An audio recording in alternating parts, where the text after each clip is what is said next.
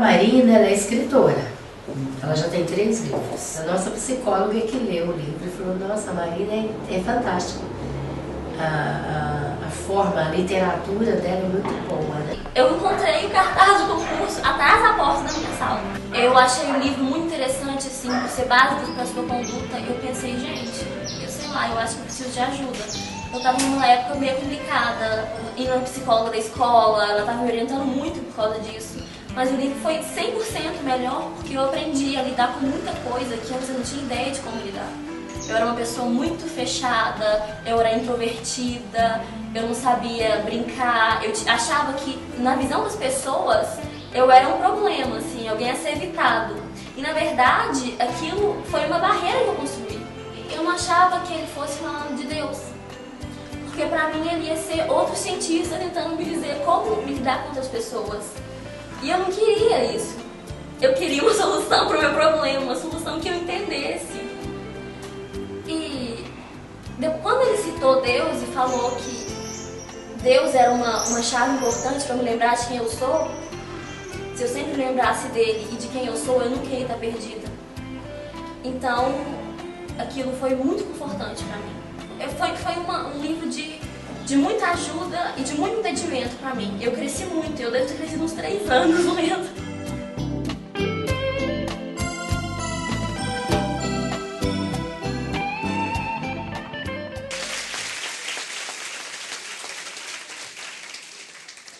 Boa noite.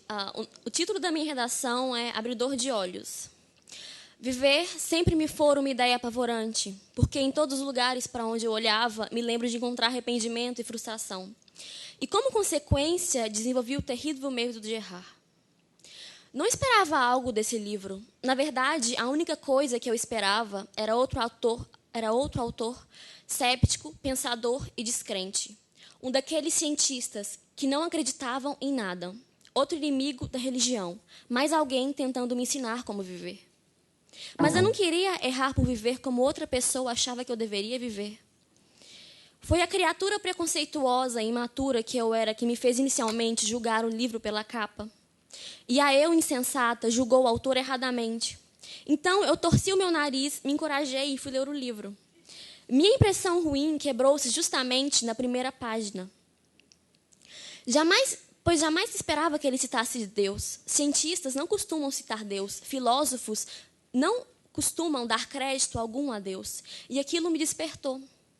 Eu estava mudando de ideia e isso era algo bom. Isso era algo bem raro para alguém com a cabeça dura que eu costumava ter.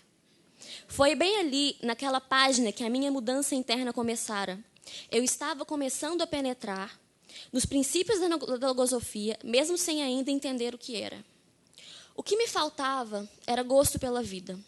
A escuridão das minhas verdades das pessoas havia matado minha paixão. Aquela paixão que as pessoas deveriam ter pela vida. Eu simplesmente não queria viver. Tudo que eu sabia sobre a vida é que ela me engoliria depois do colegial e eu não teria tempo ou gosto para mais nada. Eu temia isso, eu repugnava essa ideia, eu odiava essa mentira. Cada palavra desse livro me veio como uma luz no fim do túnel. A proximidade do autor e a verdade nas palavras dele me arrancaram do poço. Todos os dias eu era bombardeada por uma tonelada de opiniões e informações que tentavam me dizer como eu deveria ser.